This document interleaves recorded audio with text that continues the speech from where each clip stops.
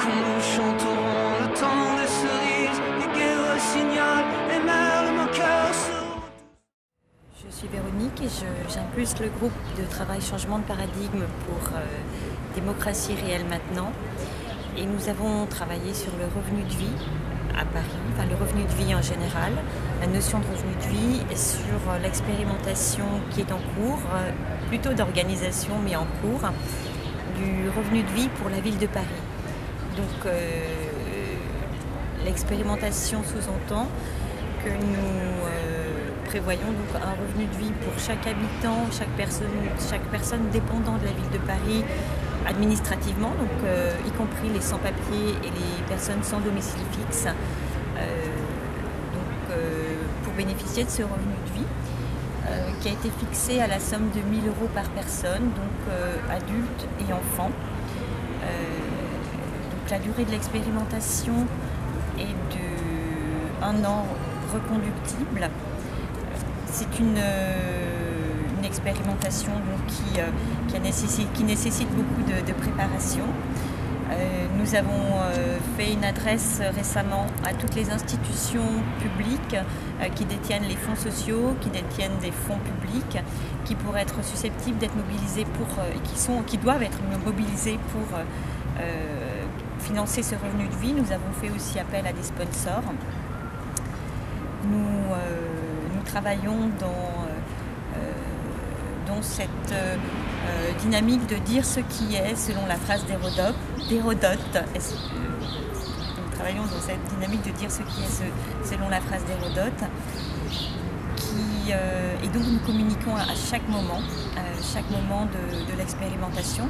Donc là, le moment de l'expérimentation est celui de l'envoi à toutes les institutions, donc mairie de Paris, conseil régional, pour la fiscalité, l'État, donc le ministère de l'économie, le ministère du budget, la présidence de la République et donc pour tout ce qui est fonds sociaux aussi, pour tout ce qui est modification momentanée du droit du travail qui se fera de manière évolutive et qui se feront aussi de manière évolutive. Modification bien entendu de la fiscalité, puisque la fiscalité du revenu de vie est prévue sur une assiette beaucoup plus large que la fiscalité actuelle. Elle sous-entend donc aucun impôt sur le revenu, sauf pour les très très hauts revenus, mais une fiscalité qui est de l'ordre de la TVA qui est sur la consommation, sans aucune augmentation des prix. Notamment sur la consommation et sur les très hauts revenus. Et nous avons aussi prévu sur cette expérimentation certaines transactions financières en mode de fiscalité pour financer ce revenu de vie.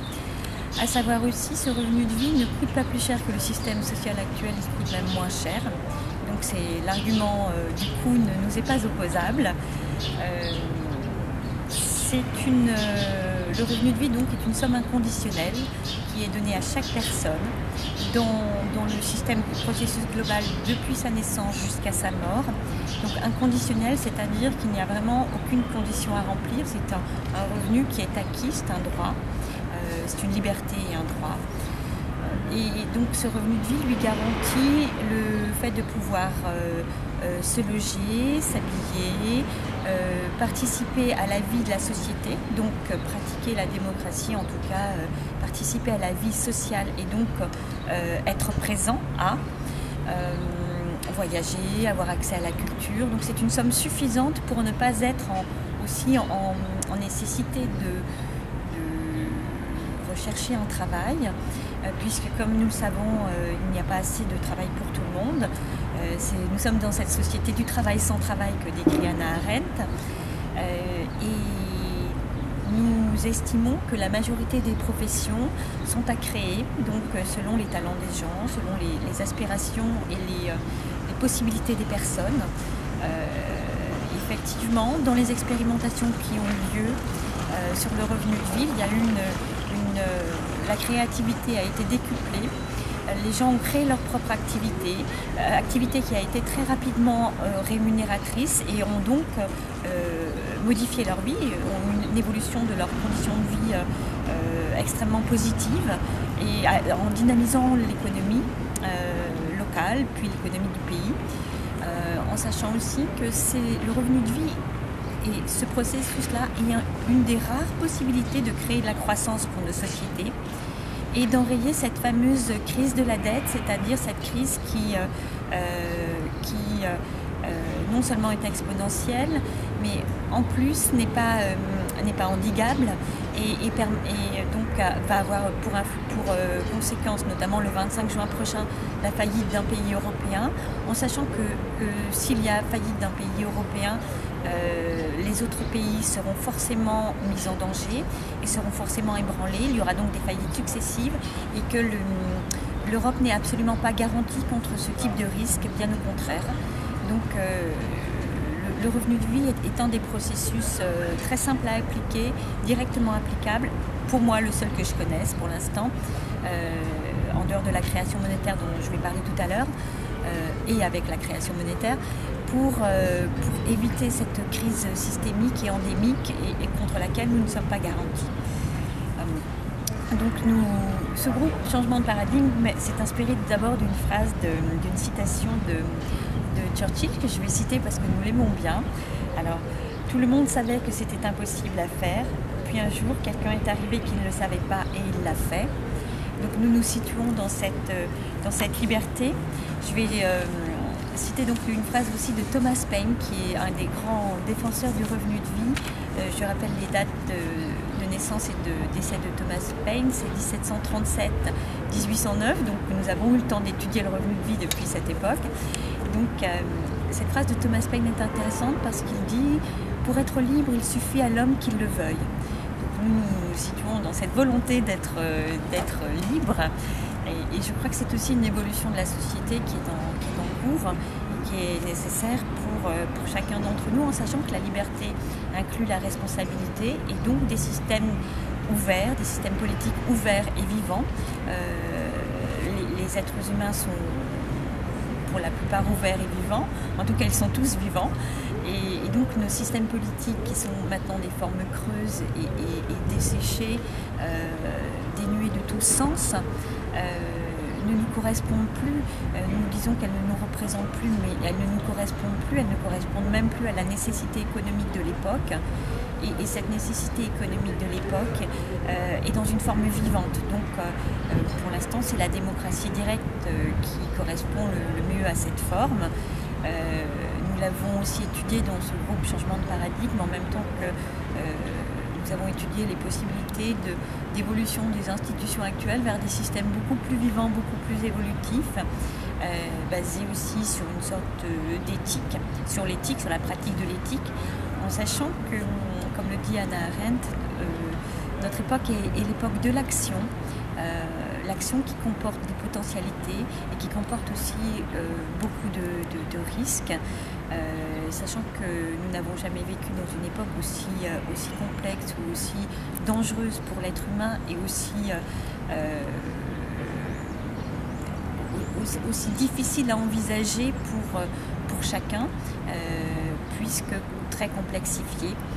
Le revenu de vie est un processus simple, évident, direct, avec un bénéfice direct et des conséquences très rapides sur les populations, sur l'évolution de tout le système économique.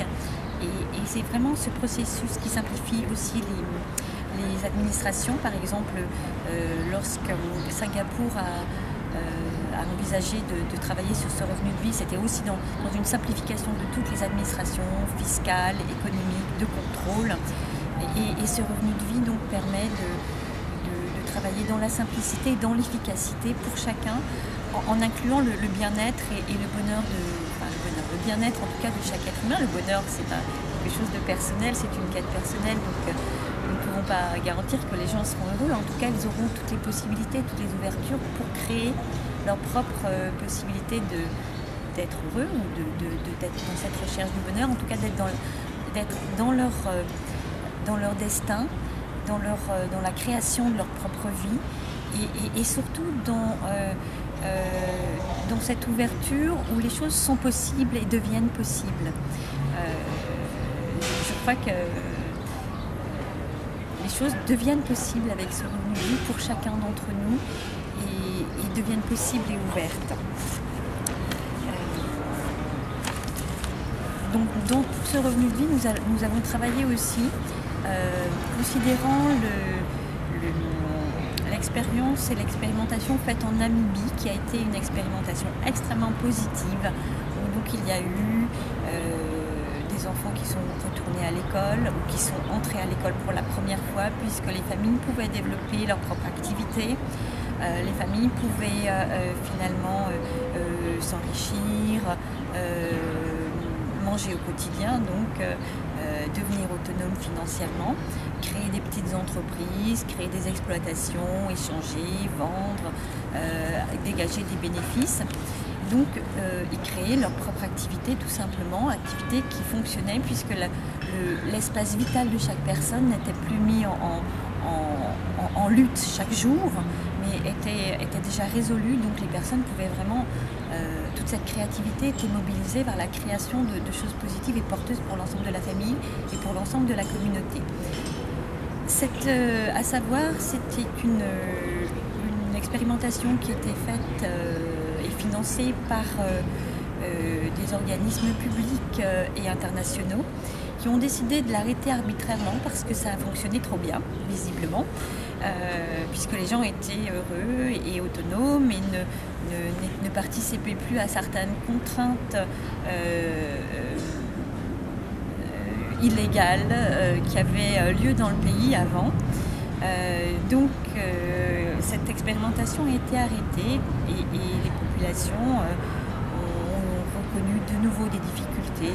Il y a eu un sursaut, mais retombant dans un système plus contraignant. Elles n'ont pas forcément pu complètement développer les activités puisqu'elles n'en ont pas eu complètement le temps. Bref, c'est un véritable désastre d'avoir arrêté cette expérimentation. Donc, pour éviter cet écueil sur la ville de Paris, pour cette expérimentation, donc je le rappelle, pour la ville de Paris, donc pour 2,5 millions de personnes, pour ce revenu de vie, donc pour éviter cet écueil, en même temps que cette expérimentation est lancée, il y a des réflexions et un travail efficace sur la création d'une monnaie locale, comme ça s'est fait dans d'autres villes, notamment une ville de France, comme ça se fait dans d'autres pays. Je citerai le Berliner à Berlin en Allemagne, le VIR en Suisse depuis les années 30, 34 je crois, sauf erreur de ma part, 33, 34. Et cette monnaie aussi permettrait donc, si l'euro faisait défaut à un moment ou à un autre, ou si les services publics faisaient défaut à un moment ou à un autre, pour une raison ou pour une autre, et qu'elle décidait d'interrompre arbitrairement cette expérimentation, ou simplement que l'euro, qui est une monnaie dont une partie est quand même soumise à cet endettement public, qui même si nous faisons un travail sur l'audit de la dette et que cette dette est extrêmement contestable, cet euro contient une partie, je dirais, de produits financiers dits toxiques. Donc nous ne pouvons pas garantir la pérennité de l'euro et sa solidité ad vitam aeternam, puisque l'euro, nous le savons actuellement, n'est qu'une représentation et ne repose plus que sur la confiance des citoyens et plus sur des valeurs réelles. Donc nous travaillons donc à cette création d'une nouvelle monnaie locale qui serait une monnaie saine et sans passer, une monnaie dont la création serait ou va être tout simplement organisée en même temps, ce qui permet aussi de récupérer ce pouvoir de création monétaire qui est extrêmement important pour les États, tout simplement, et pour financer des projets, pour financer le bien-être social pour chaque pays. Je rappelle à cette occasion que la France, que le monde n'a jamais été aussi riche, que les sommes d'argent en mouvement n'ont jamais été aussi importantes, que la richesse est présente et que simplement il y a des focalisations de cette richesse-là et que le mouvement de fluidité, même pour un capitalisme classique, pas encore un capitalisme cognitif, mais un capitalisme plus classique tel que celui que nous vivons vivons en ce moment n'est même pas établi, c'est-à-dire qu'il n'y a même plus cette fluidité-là qui devrait exister, puisqu'il y a ces polarisations, ces tensions et ce manque de capitaux. Donc, je donne un site qui s'appelle aussi www.créationmonétaire.info. Donc nous allons travailler avec Monsieur Stéphane Laborde là-dessus et d'autres économistes et ingénieurs sur cette création monétaire sur la ville de Paris. Je me permets aussi de rappeler que ce revenu de vie, c'est une évolution, ça n'est pas une solution, c'est pas une solution à un problème, c'est une impulsion pour créer une société dynamique où les formes politiques vont enfin pouvoir, les formes politiques, les formes sociales, les formes économiques vont enfin pouvoir correspondre aux enjeux de l'époque, vont être adéquates avec les enjeux de l'époque, avec la créativité qui est présente, avec les talents, avec les savoirs, avec l'excellence, avec des possibilités de recherche beaucoup plus étendues dans des domaines beaucoup plus diversifiés, avec cet enjeu de l'intégration de la pluralité qui est un des enjeux majeurs de nos sociétés, qui s'exprime dans nos sociétés par les politiques de racisme, d'austérité, de xénophobie que nous vivons en Europe et qui sont des politiques absurdes puisque actuellement l'enjeu réel c'est la pluralité, c'est la rencontre avec l'autre, la pluralité et le travail en commun. Et je dirais que véritablement, puisque nous vivons soi-disant en démocratie, le revenu de vie est une possibilité pour chaque citoyen de s'interroger sur la politique et de pratiquer la démocratie et d'être à ses affaires, de pouvoir réfléchir, de pouvoir avoir du temps. Nos sociétés sont des sociétés qui ne tiennent pas compte du temps qu'il est nécessaire à chaque personne pour accomplir son travail, pour vivre, pour se développer et donc par ce développement-là apporter un bénéfice à la société tout entière. Nous sommes dans une société où règne une forme de frénésie qui est une frénésie qui est perturbante et qui est tout à fait stérile. Et ce revenu de vie permet justement à chaque personne de se retrouver, comme je l'ai dit tout à l'heure, face à son propre destin, à sa propre destinée, à ses propres enjeux, à ses propres choix, et de les faire, ou pas, mais en tout cas d'avoir la possibilité de les faire. Et c'est une impulsion culturelle, j'aime beaucoup le terme, c'est une évolution de la société, une impulsion culturelle. Et nous pensons qu'il est grand temps que la société évolue à un soupçon pour pouvoir justement correspondre aux enjeux actuels, puisque nous arrivons au bout d'un processus qui se terminera le 25 juin prochain avec la faillite d'un pays, ce que nous n'avons jamais encore vu auparavant.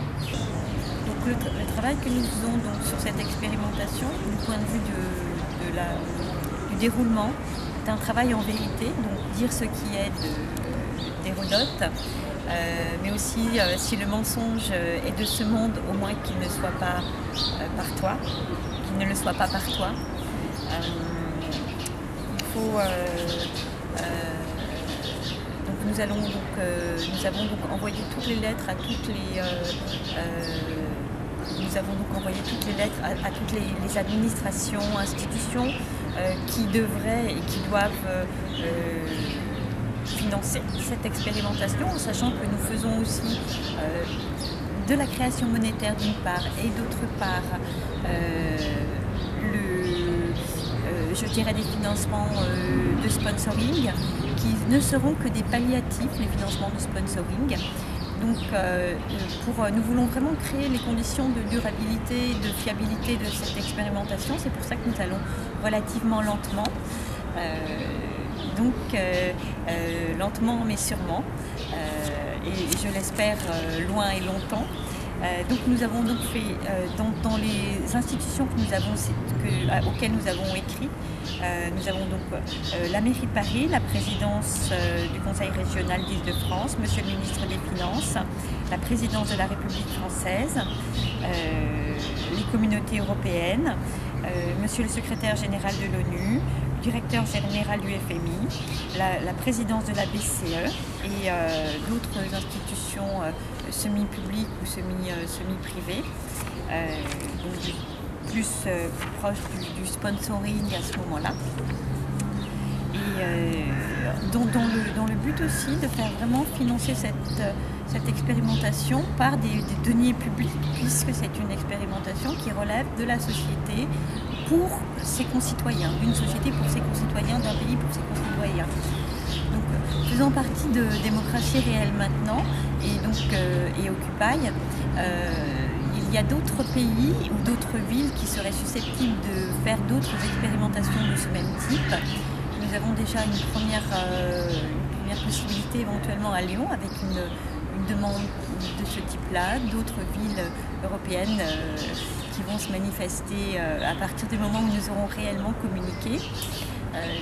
À savoir aussi, c'est une expérimentation qui est amenée à fonctionner en réseau et en réseau mondial, vraiment mondial, puisqu'il y a aussi des villes du Maghreb qui seraient partantes, il y a aussi des villes d'Amérique du Nord qui seraient partantes, etc.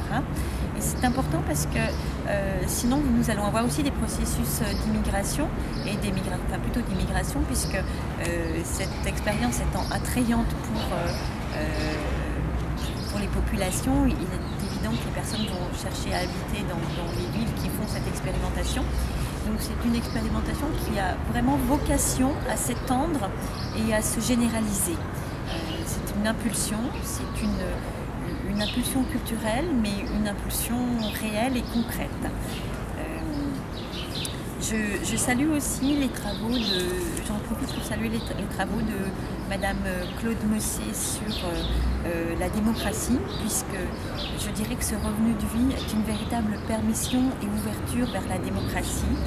Et non seulement la démocratie, mais aussi l'isonomie, qui procède aussi du même principe que le consensus total que nous pratiquons à Démocratie réelle maintenant, avec l'inclusion de la pluralité et l'enrichissement de la proposition par la pluralité et par l'opposition. Donc c'est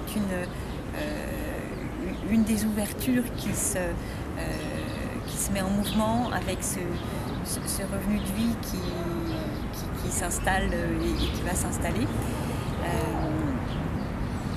Je crois que vraiment il faut envisager maintenant, il est grand temps d'envisager, en tout cas il importe d'envisager l'autre comme une richesse, et la démocratie et le travail ensemble et en commun et l'intelligence commune plus forte que l'intelligence particulière. Ils ne nous représentent pas, nos représentants actuels ne nous représentent pas, ce sont des formes mortes qui ne nous représentent plus et qui ne nous ont représenté que l'instant d'un vote et encore partiellement, et qui n'ont même pas porté forcément ces projets qu'ils ont énoncés pour avoir ce fameux vote. Nous pensons qu'il n'y a pas de raison que les choses changent. Par contre, nous pensons qu'il est très important que les sociétés évoluent et que ces impulsions culturelles soient réalisées, puisqu'elles permettent aux êtres humains et aux êtres en général de reprendre en main leur destin, non seulement, mais d'être présent à leur destin, d'être présent à leur choix et d'être en toute liberté, certes, mais aussi en toute responsabilité dans ces choix.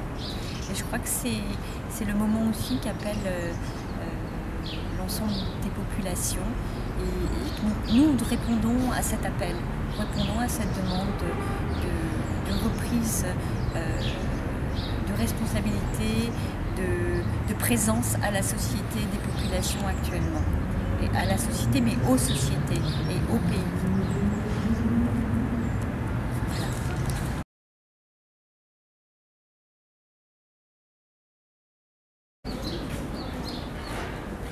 Donc, nous usons de la richesse pour l'action et non pour une vaine parade en paroles. Chez nous, il n'est pas honteux d'avouer sa pauvreté. Il l'est bien davantage de ne pas essayer de l'éviter.